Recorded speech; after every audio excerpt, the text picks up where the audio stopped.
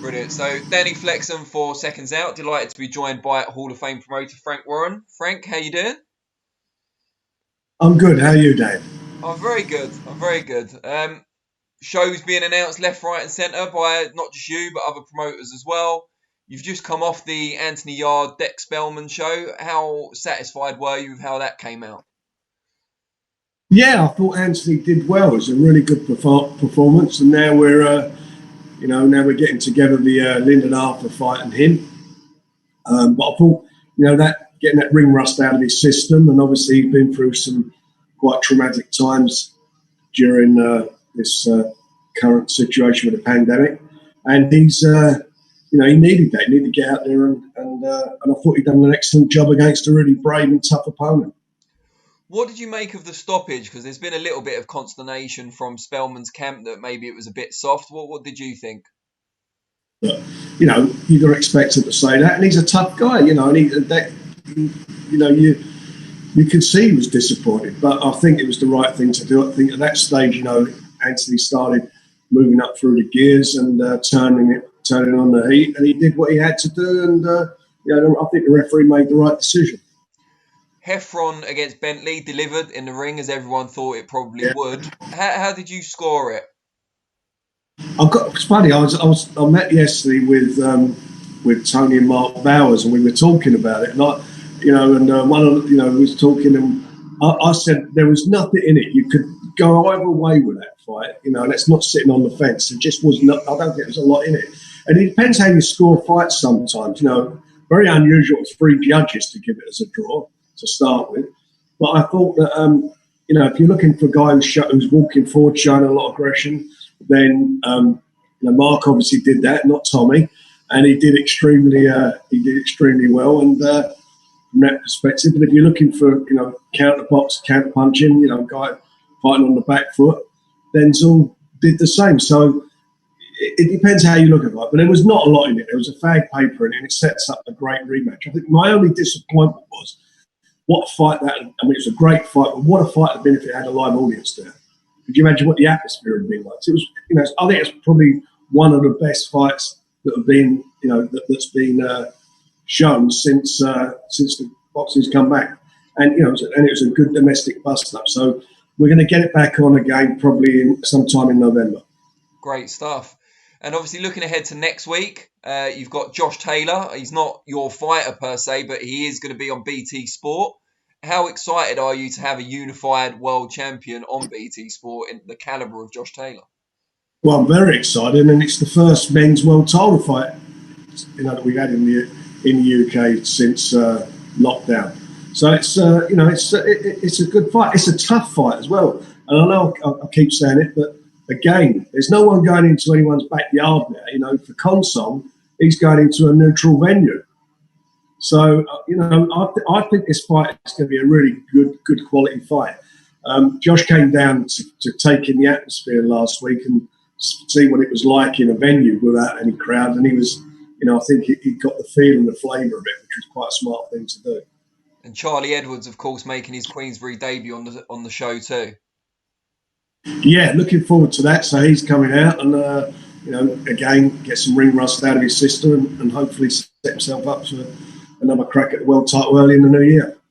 And then following hot on the heels, we see the likes of Liam Williams, Nathan Gorman, who seems to have been out for ages now because he was unlucky. He was on the original Taylor bill that got postponed just before the lockdown. Good to see him back. And Liam Williams, I guess for him, it's all about staying focused at the moment while he awaits that shot at Andrade.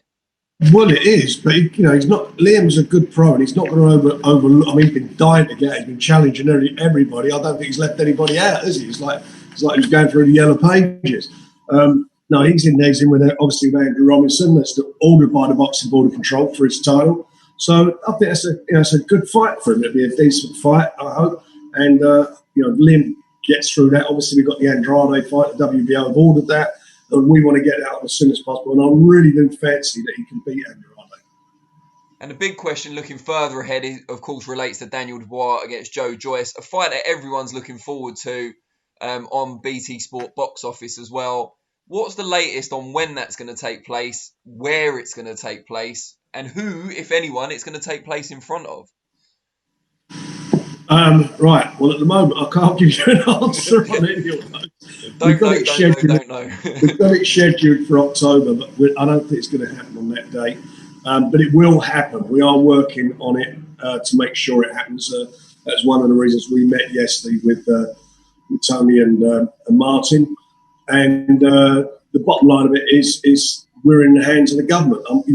Contrary to what Eddie Hearn says, we've been, he's the only one dealing with the government. It's absolute crap. We've been talking to the government department for the last couple of months. In fact, they came to our office to discuss what's happening with the live gates. And we're trying to get this test event on. I know the Boxing Board of Control are obviously doing the same thing, and they're speaking to the Minister of Sport.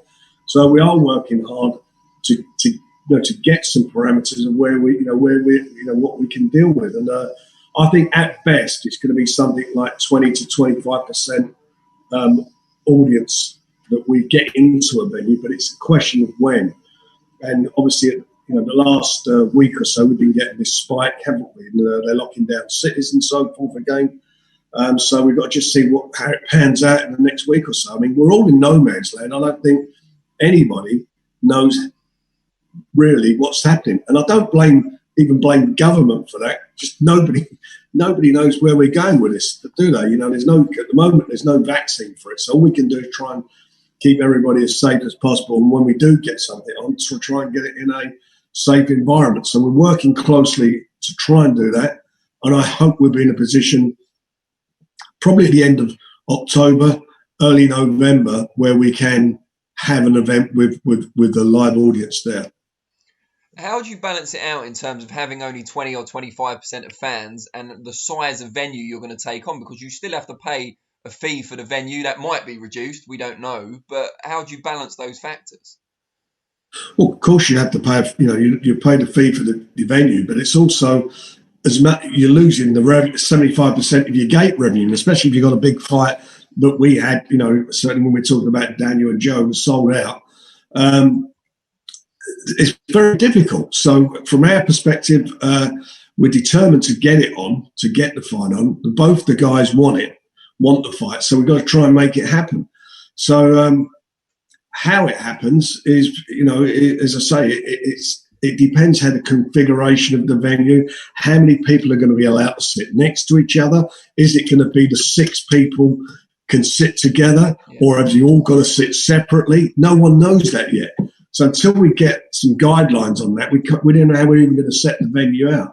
But the fact of the matter is we will have to use the whole of the venue. We're not going to be, we've done shows in the past where you've only sold, say, 50% of the tickets. So you move everybody down from upstairs into the bowl. We're not going to be able to do that. We're going to have to use use all of the venue to make it work. And in a similar vein, what's the latest information you can give us on Fury Wilder 3? Is that still likely to happen this year? Look, we're working very hard on between all the parties to try and get this sorted, and I'm hoping that something will come through very soon. There's been some real positive moves to get it on, and we really are working very hard to get it on this year.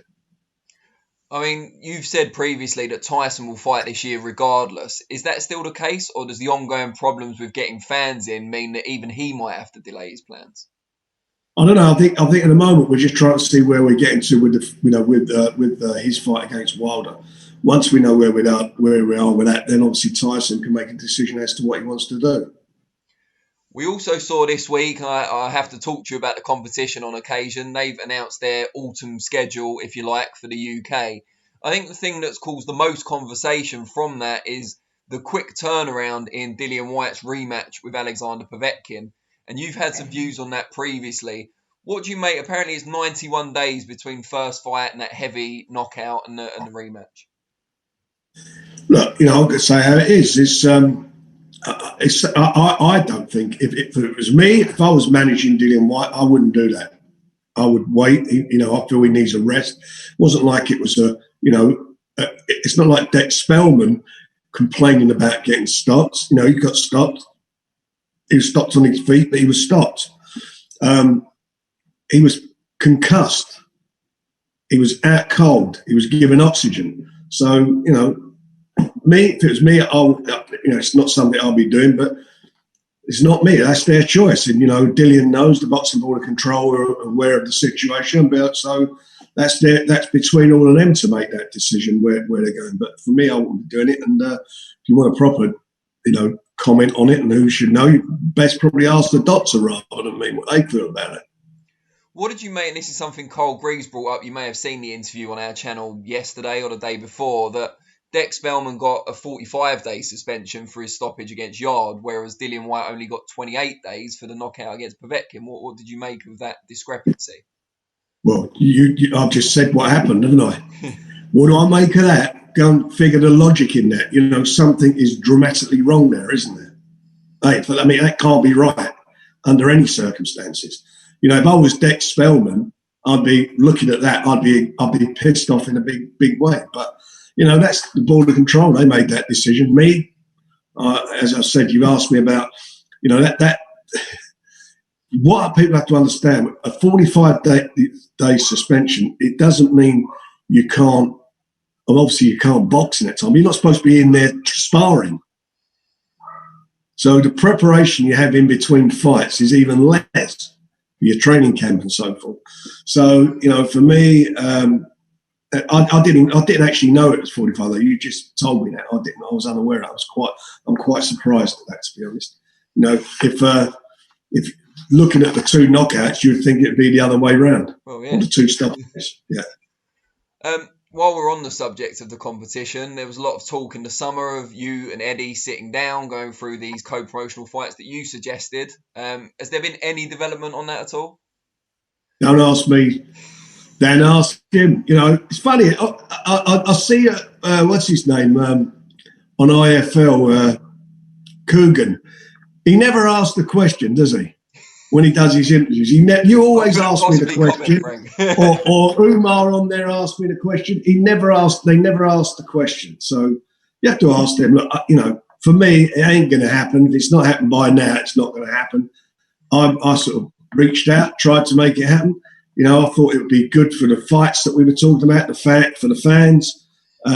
Be good to sit down. I think we could have done a bit of, maybe a bit of trading between fighters and fights and trying to get some fights on between us, but it's not happened, so I doubt if it'll happen. But let me tell you something, I'm a bit too old to be sitting around waiting for anything. I've never sat around waiting for anything my whole life. I'm not so bad to do it now, that's for sure. And just a quick chat with you about the TV figures. One journalist in particular seemed to be keen to give you a bit of stick about the early TV figures on the return from lockdown. Since then, you've had the Frampton and Conlon show, which did the best figures of any broadcaster, subscription broadcaster, since lockdown. How satisfying was it that you pulled that out the bag, having got that probably unfair criticism beforehand? Well, look, I've made it very clear. I'm not going to be a hypocrite about it. The Barb figures for me don't mean too much. And I've said that. But as that particular journalist, was it Coppinger? He's the guy who wants to use them.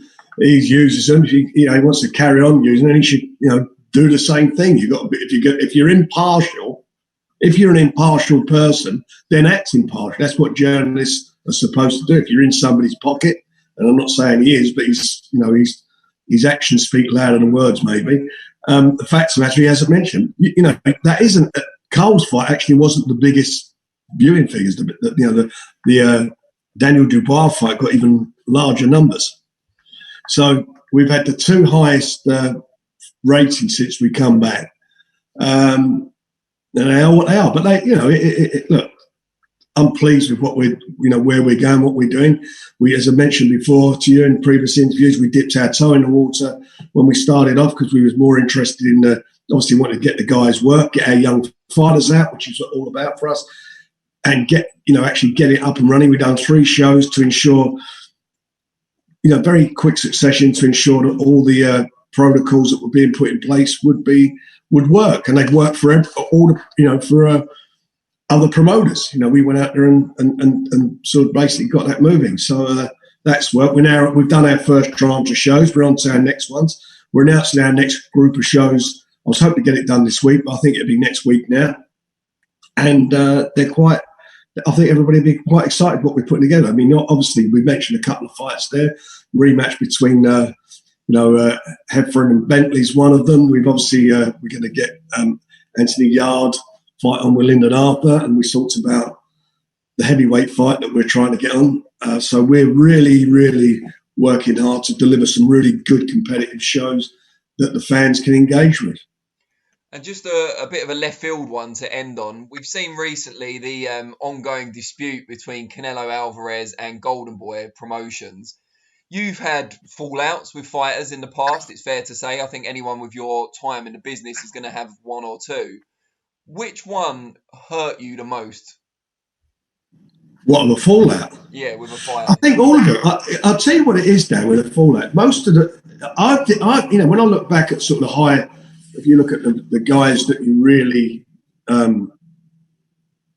you work with, I've not fallen. I never fell out with the fighters. I never had a row with Ricky Hatton. I never had a row with Naz. It was with the people who were working on their behalf, which caused the problems. So that it's quite disappointing, and that's my fault in some ways. That I should have just forgot about the people in the middle and gone straight to the boxer himself and said, what's the problem? And I think had that happened, maybe things would have been different.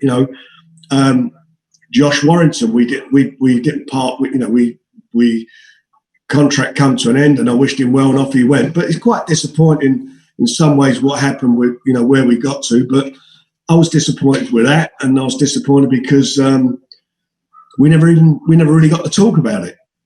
But that was their choice at the end of the day. So we are where we are with that.